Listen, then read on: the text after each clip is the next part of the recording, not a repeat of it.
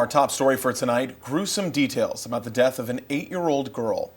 Genesis Aria Mata was found dead this weekend inside a bathtub at the La Quinta Inn in central Bakersfield. The suspects, 31-year-old Ray Mata Jr. and 27-year-old Graciela Bustamante, were arrested. They pleaded not guilty yesterday.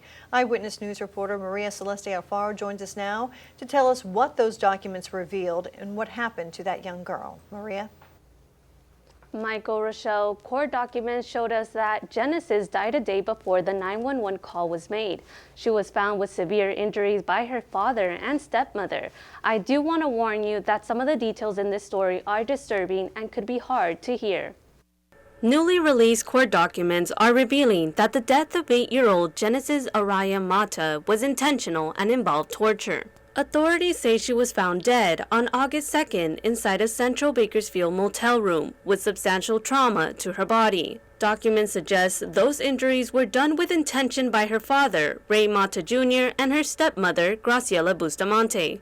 In the offense report, one of the officers who entered the room described the state he found Genesis, saying she had extensive physical injuries. He found her skin splitting on the top of her head with massive blisters and extensive burns all over her body, including her face. On her back, severe scarring and more burns were found. According to the officer, it looked like she had been whipped multiple times, causing her flesh under the skin to be exposed. Her hair had been almost cut off completely. Finally, the officer finding her fingernails on the left hand being ripped from the nail bed. Another officer who walked into the room was heard saying, quote, "Oh my God," and appeared in shock by covering his mouth. In a police interview with Bustamante, she says that Genesis had been killed on the evening of August 1st, a day before 911 was called. Bustamante claims she witnessed Mata suffocating and punching Genesis in her stomach. After she wasn't breathing, she said she saw Mata perform CPR on Genesis,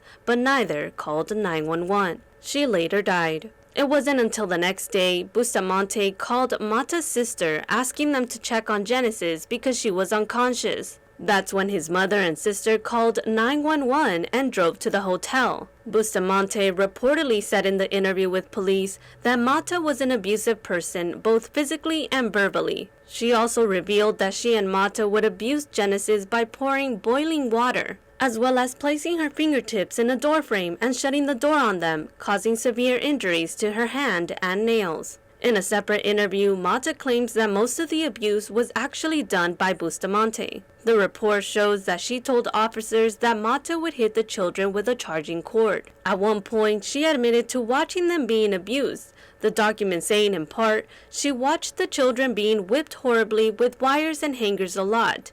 She stated it was not spanking and now called them beatings. She stated she watched Ray Mata Jr. beat the children until their backs bled a lot on many occasions. Before ending the interview, Mata says in part, he beat the children and is responsible for those injuries. However, he did not do any of the burning or fingernail stuff.